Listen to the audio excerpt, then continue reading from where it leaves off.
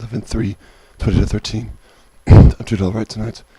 I'm sorry about writing much of those negative thoughts of mine from last night. Ultimately, I do not have much reason to be so negative about this upcoming move. I'm only concerned about my stay there itself. It's okay, Odin. You write as your mood dictates. I'm wrong to think that it will be so very hard to move afterward up north from his place. For it will not or should not be so difficult to do this, actually. Yes, thank you that you understand me. Oscar will be coming up here tomorrow at around noontime. We'll pack everything then. Good. Embla will be with us too. That is good, I think. Then we will lunch and afterward drive back to his place and settle there. But the household is still very much a madhouse. I have every right to feel afraid, at least about staying there. At least you are prepared for that. Though again, it should not be a long stay there. You already know that it will be hellish, so there will be no surprises. No, you're right about that. And as you say, it will not be a long stay. However, whether I know about it or not, this will not lessen the pain that I will experience there. That is true. Right, the order stay, I'll make my first search for a place in Wyoming or Montana or North Dakota. North Dakota is actually becoming very enticing to me to move there to its area, the most central and north state of the continental United States. That is wonderful, Odin. Something to aim for, something to anticipate. Yes, it's just east of Montana, very fine quality state. Yes, I've looked it up on the map. Very desolate, yes. Heavy winter snows, good people. I've seen many films of Montana, North Dakota, and Wyoming. Yes, they always seemed very European people. North Dakota is a plains state, I think it is. Very British, actually.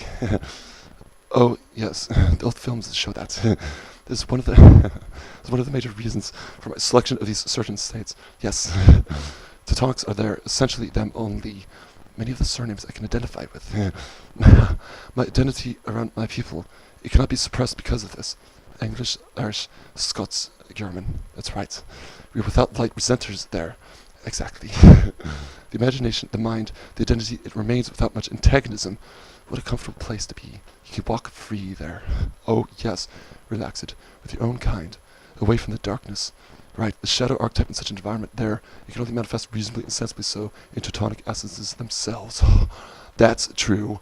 Therefore, the shadows do not have a dark physical quality to them.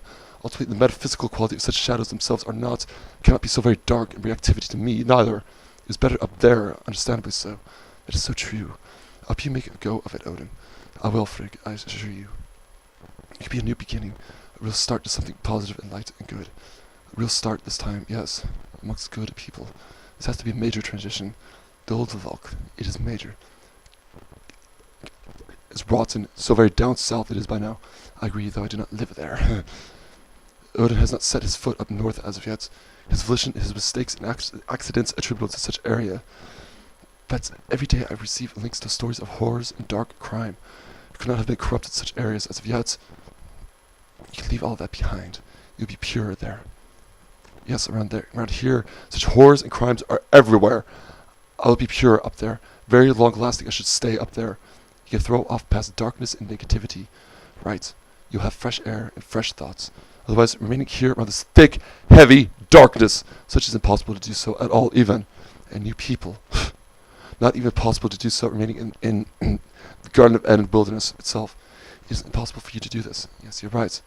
It is still too close to them. These others, these places you're traveling to, sounds wonderful. It's suited to you. I have the understanding in me by now, where to obtain purity of external threshold environments, the purity attributable to me as well is possible to preserve of its ever afterward. Understanding and knowledge, a part of me, helps me profoundly and assists me with this. Yes, I can see that. The darkness around here remains, however. Oh, Odin, this is very exciting. They'll break free from it, and then this identity of mine, its purity of identity, it won't stay long at Osk's house. Breaks free and actualizes itself without confliction. No, I will not stay there. No, I will not stay long there. I do sense this. That is exciting. It'll be just a short stay while you settle your affairs. Right. Then off to the wide blue yonder. I cannot understand the real true reasoning for it, as though it were necessary, yes, to fall down to Osk before truly jumping upward north, as if this is planned for you by a greater force, perhaps. Mysterious that is to me, as if you are being pushed to do it. Oh, of course it is, Frigg, that it was planned for me by a greater force. Yes, I think so. This life experience altogether, it has its own divisions of experiences, and each of such divisions there must be good reason for this change. take their occurrence with clear or obscure reasoning. They transition from one chapter to the next. There's no spontaneity or chance or free will to any of this. Chaos that would be, meaninglessness that would be, nothing attributable to the greatness and the wisdom of the Creator that would be. The Christians chime in, free will, Odin, free will. Can you believe that? Antithesis they are to the self-archetype, to the original truthhood. They formalize themselves cleverly. They cannot be easy opponents. The anima is not attributable to the self-archetype, not ultimately so. There the anima is, however. Here it does not eradicate or remove itself altogether. It can only dislike what it cannot be. We see him.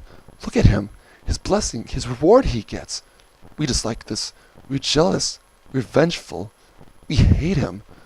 Let us formalize ourselves against him. We see him. He's grandiose. Therefore, let us craft a part of our antithesis to him. The Christian value system. Our value system will hate grandiosity. It is difficult for me to comment on this subject. As you know, I don't like or believe in the three world religions, so your thoughts and knowledge are so deep that I just sit and read them in a kind of trance. Understood? You amaze me and shine. There's Creator external to me, and there's me. I can only sit here and marvel at your understanding. Yes, I understand that. Malevolence down below, it must also attribute to Creator, and to me. Yes, either to him or to me. I see that too. So I say earlier, Jesus is not Creator. No, he ultimately is, but ultimately you yourself are attributable to Creator too.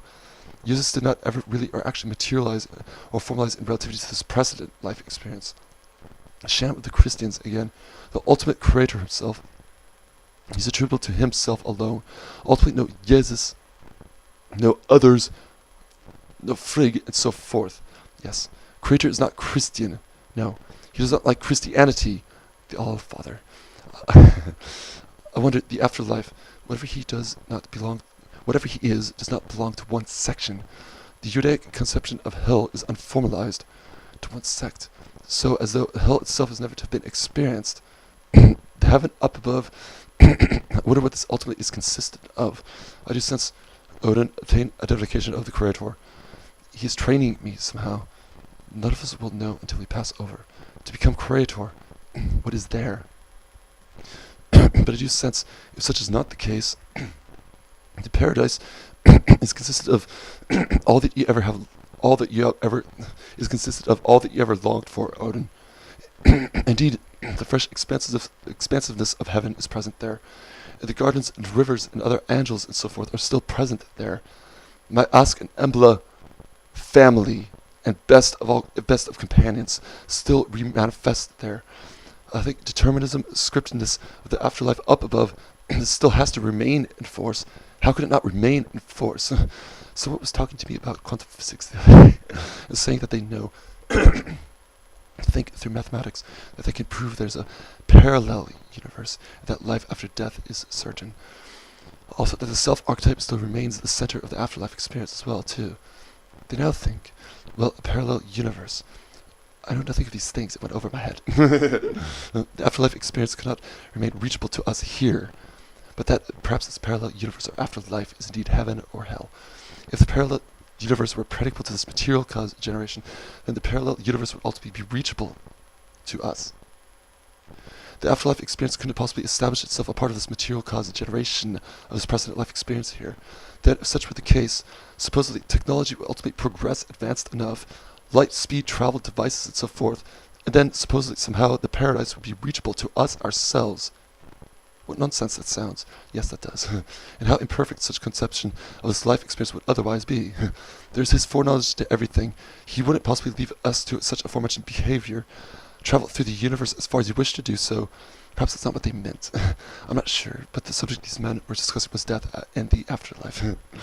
You never obtain me over there, he says.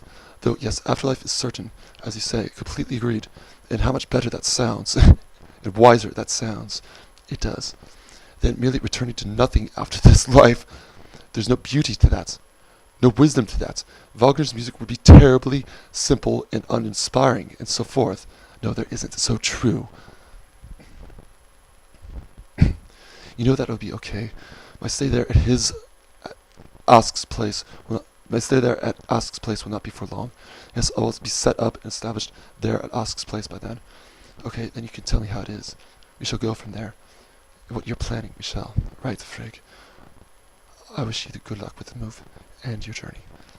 Lord's Day morning, it begins then, in your first moment of arrival. On my journey up north, try and stay above it all. Yes, try to, yes, I will do so. Try to be deaf to all noise there. Right, it won't be for long. Good, it won't be, no. I love you wherever, oh no, I love you wherever you are.